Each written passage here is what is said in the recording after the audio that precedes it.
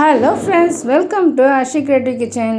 இன்றைக்கி நம்ம கிச்சனில் ரொம்பவே பயனுள்ள சில கிச்சன் டிப்ஸ் அண்ட் ட்ரிக்ஸும் ஹோம் டிப்ஸும் தான் பார்க்க போகிறோம். அது என்னன்றதை வீடியோக்குள்ளே போய் பார்க்கறதுக்கு முன்னாடி நம்ம சேனலுக்கு புதுசாக இருந்தால் சேனலை சப்ஸ்கிரைப் பண்ணிக்கோங்க ஃப்ரெண்ட்ஸ். இந்த டிப்ஸ்லாம் ரொம்பவே யூஸ்ஃபுல்லாக இருக்கும் அப்படின்னு நினச்சிங்கன்னா உங்கள் ஃப்ரெண்ட்ஸ் அண்ட் ஃபேமிலி எல்லாருக்கும் ஷேர் பண்ணிவிடுங்க. மறக்காமல் சேனலையும் சப்ஸ்கிரைப் பண்ணிக்கோங்க. Welcome to Harshi creative kitchen. First tip என்னன்றதை பார்க்கலாம் வாங்க. நாம் கடையிலேருந்து முட்டைலாம் வாங்கிட்டு வந்த பிறகு அந்த முட்டை மேலே பார்த்திங்கன்னா நிறைய அழுக்குலாம் இருக்கும். அந்த முட்டைகளை அப்படியே எடுத்து நம்ம ஸ்டோர் பண்ணக்கூடாது.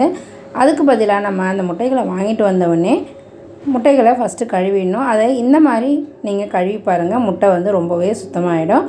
பாருங்கள், நீங்களே பார்க்கலாம் முட்டை மேலே எவ்வளோ அசுத்தம் இருக்குது. அந்த அசுத்தத்துக்காக எறும்புகளும் சுற்றி சுற்றி வருது. இதுக்கு நம்ம முதல்ல அந்த முட்டை முழுகிற அளவுக்கு தண்ணி ஊற்றிக்கோங்க. அதில் 1 டீஸ்பூன் அளவுக்கு உப்பும் 1/2 டீஸ்பூன் அளவு மஞ்சத்தூளும் கலந்து ஒரு அரை மணி நேரம் அப்படியே விட்டுடுங்க. அதுக்கப்புறமா அந்த முட்டையை ஒன்று ஒன்றா கழுவிட்டு நம்ம எதில் ஸ்டோர் பண்ண போகிறோமோ அதில் எடுத்து ஸ்டோர் பண்ணிக்கலாம். இந்த மாதிரி ஸ்டோர் பண்ணும்போது மேலே இருக்கிற முட்டைகளில் இருக்கக்கூடிய எச்சம் எல்லாமே அந்த தண்ணியோட கரைஞ்சி போயிடும். அந்த முட்டை மேலே இருக்கக்கூடிய அந்த அழுக்குனால நம்மளுக்கு ஏதாவது ஒரு இன்ஃபெக்ஷன் வர்றதுக்கு வாய்ப்பு இருக்குது. அதனால் இந்த மாதிரி நம்ம செய்யலாம். இந்த டிப்பு ரொம்பவே யூஸ்ஃபுல்லானதாக இருக்கும் உங்களுக்கு. யாரெல்லாம் தோசைகளில் தோசை ஊற்றாமல் கடாயில் தோசை ஊற்றிருக்கீங்கன்றதை கொஞ்சம் சொல்லுங்கள். இந்த வீடியோ எடுக்கிற அன்றைக்கி திடீர்னு கேஸ் காலி ஆகிடுச்சு. அதனால் இண்டக்ஷன் பேஸ் கடாயில் தான் என்னால் தோசை ஊற்றணுன்ற நிலைமைக்கு வந்துச்சு. அதனால் அந்த கடாயில் தோசை ஊற்றினேன். எப்பயுமே தோசை நல்லாவே வரும் அந்த கடாயில் ஊற்றும்போது. ஆனால் அன்னைக்குன்ற பட்சத்தில் தோசை வந்து அடிப்பிடிச்சிக்கிச்சு. அந்த தோசையை எப்படி எடுக்கிறேன்றதை நீங்களே பாருங்கள். இந்த மாதிரி அடிப்பிடிச்சிக்கின இந்த கடாய்க்கு மட்டும் இல்லாமல் அடிப்பிடிச்சிக்கின பாத்திரம் எந்த பொருளாக இருந்தாலும் பொரியலோ இல்லை வறுவல் இந்த மாதிரி ஏதாவது நம்ம ட்ரை ஃப்ரை பண்ணுறோம் அப்படின்னா அதில் கூட நம்ம இந்த டிப்ஸை ஃபாலோ பண்ணலாம். ரொம்பவே யூஸ்ஃபுல்லானதாக இருக்கும். இந்த கடாயில் தோசை ஊற்றின பிறகு இப்படி தான் பிடிச்சிக்கிச்சு. என்னால் இந்த தோசையை எடுத்து திருப்பி போடவே முடியலை.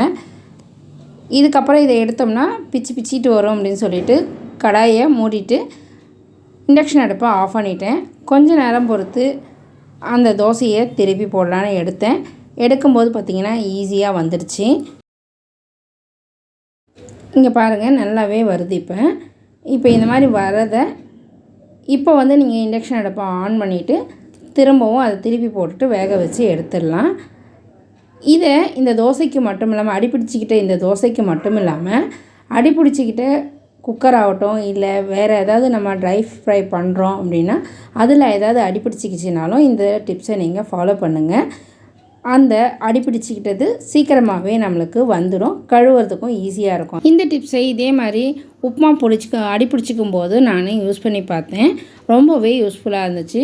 ரொம்ப கஷ்டப்படாமல் அந்த அடிப்பிடிச்சதை நல்லா சுரண்டி எடுக்கிறதுக்கு என்னால் முடிஞ்சுது.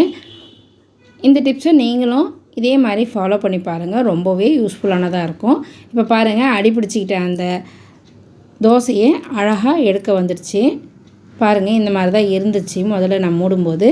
இப்போ அழகாக இண்டக்ஷன் அடுப்பை ஆஃப் பண்ணிவிட்டு பிறகு இதை மூடி போட்ட பிறகு எடுத்தேன் பாருங்கள், ரொம்ப அழகாக ஈஸியாக வந்துடுச்சு. இந்த டிப்ஸை நீங்கள் எந்த ஒரு அடிப்பிடிச்ச பாத்திரத்துலேயும் யூஸ் பண்ணி பார்க்கலாம். ரொம்பவே பயனுள்ளதாக இருக்கும். ட்ரை பண்ணி பார்த்துட்டு எப்படி இருந்துச்சுன்னு சொல்லி கமெண்ட்டில் சொல்லுங்கள் ஃப்ரெண்ட்ஸ்.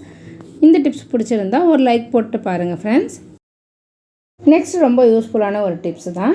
நம்ம வீட்டில் பழைய ஃப்ளாஸ்க் ஏதாவது இருந்துச்சுன்னா அதை அப்படியே ஓரம் ஒதுக்கி வச்சுருப்போம். அந்த மாதிரி ஓரம் ஒதுக்காமல் அந்த ஃப்ளாஸ்க்கை நம்ம ரொம்பவே யூஸ்ஃபுல்லானதாக பயன்படுத்தலாம்.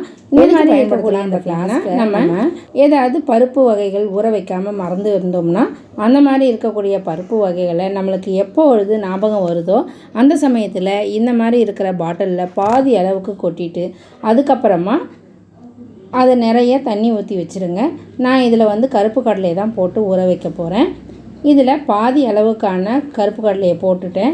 அதுக்கப்புறமா அதில் நிரம்புற அளவுக்கு தண்ணியை ஊற்றி மூடி வச்சுட்டு ஃப்ரிட்ஜில் போட்டுட்டோம்னா நம்மளுக்கு எப்போ எடுத்து யூஸ் பண்ணணுமோ அந்த சமயத்தில் நம்மளுக்கு இதை எடுத்து நம்ம யூஸ் பண்ணிக்கலாம்.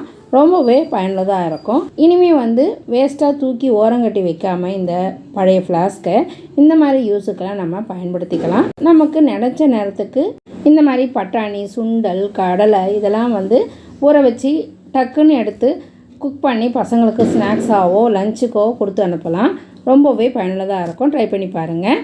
அடுத்ததாக நம்ம வீட்டு சிங்க்கில் இந்த மாதிரி மழை நாள் வரும்போதெல்லாம் நம்ம என்ன தான் அந்த சிங்கை சுத்தமாக கழுவி தொடச்சி வச்சுருந்தாலும் அதுலேருந்து ஒரு வகையான பேட் ஸ்மெல் வரதான் செய்யும். அதனால நம்மளுக்கு வீட்டில் குட்டி குட்டி கொசுக்களும் கரப்பாம்பூச்சி இதெல்லாம் வந்து மேலே வரும். அதுக்கு நம்ம சிங்கை கழுவிட்டு நல்லா தொடச்சிட்டு அது மேலே நம்ம முகத்துக்கு போடுற பவுடரை அது மேலே நல்லா கொட்டி விட்டுட்டு ஃபுல்லாக தடவி விட்டுடுங்க.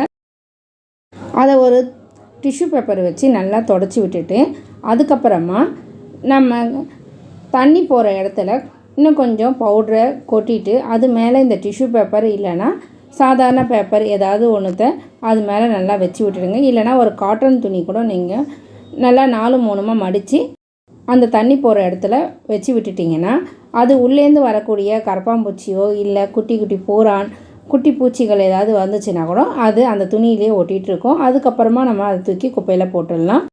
இது மாதிரி நம்ம முகத்துக்கு போடுற அந்த பவுட்ரு அங்கே கொட்டுறதுனால அதுலேருந்து வரக்கூடிய பேட் ஸ்மெல்லும் வராமல் இருக்கும். ட்ரை பண்ணி பாருங்கள்.